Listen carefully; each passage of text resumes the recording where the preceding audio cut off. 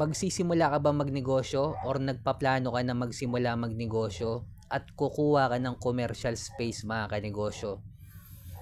Wag na wag mong gagawin yan. Tapusin mo tong video ko, sigurado marami ka matututunan.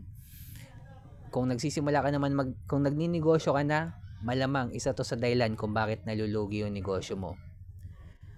By the way, ako nga pala si Jepo, isang negosyante. Isa rin akong DJ. Kung kailangan nyo ng DJ sa club, sa Bar 7, message lang kayo dito sa page ko or comment lang kayo. Bilang negosyante, meron na akong 10 taon na karanasan na pagkalugi sa pagninegosyo.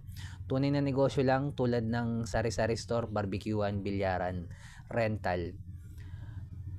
Bakit wag ka munang kukuha ng commercial space or physical store ngayon mga kanegosyo kung nagbabala ka magnegosyo? Kwento ko lang. Kung magninegosyo ka, way back, naitayo ko yung sari-sari store ko way back 2015, 10 years ago. Okay pa kumuha ng physical store before. 2015 Bakit?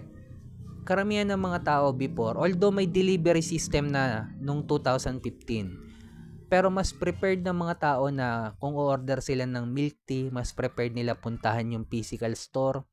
Kung bibil or kung kakain sila, mas prepared nila puntahan yung physical store.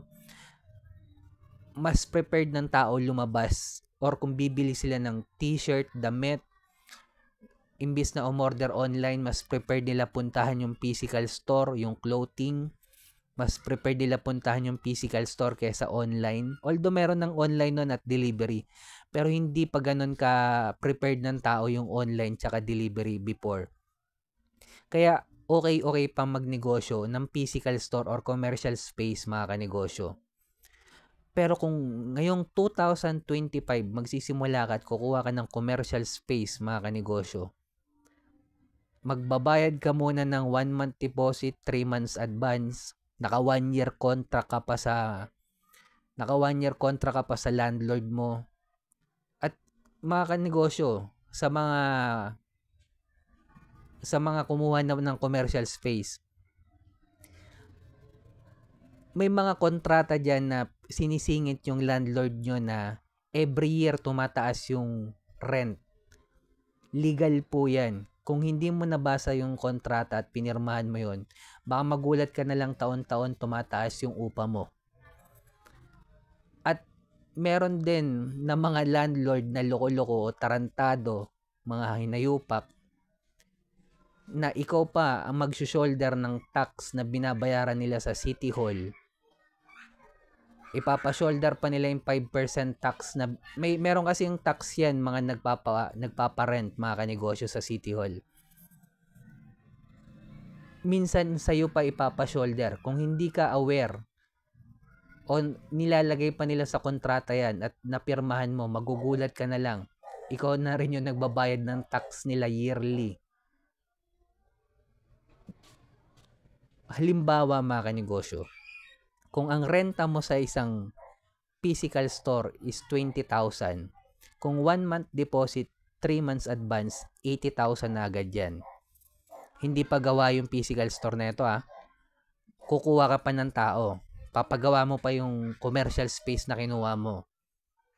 At pag open mo ng negosyo mo, walang benta, lugi ka agad 100k plus. Mga kanegosyo, simulan mo muna online dahil online na yung labanan ngayon. Simulan mo sa paggawa ng original content dahil ito na yung labanan ngayon. Original content, hindi physical store ang labanan ngayong 2025. After ng pandemic ng 2020 mga kanegosyo, ultimo lolo at lola nyo, tito nyo matanda, tita nyo matanda, bunso nyong anak, bunso nyong kapatid, lahat marunong na umorder online. Online na ang labanan ngayon at simulan nyo sa paggawa ng original content. Lalo na kung sa mall kayo kukuha, mga SM, naku 12 months deposit agad yon mga kanegosyo. Walang refund yun kahit malugi kayo. Bigay nyo na lang yung pera nyo kay SM o kay landlord. Ganun din, pareho lang din ang malulugi, at least hindi ka nagpagod. Binigay mo na yung pera mo.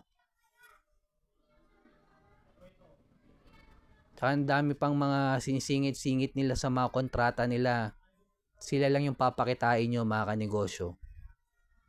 Kaya kung nagbabala kang magnegosyo ngayon, simulan nyo online, pakitain nyo online, tsaka kayo kumuha ng physical store.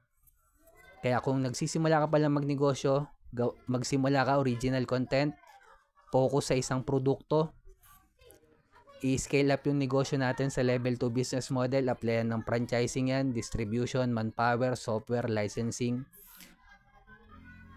At kung umabot ka sa dulo na video na to, comment ka naman, gusto ko lang malaman yung tumatapos. Sabihin nyo commercial space, heart mo na rin to at subscribe ka na rin sa akin.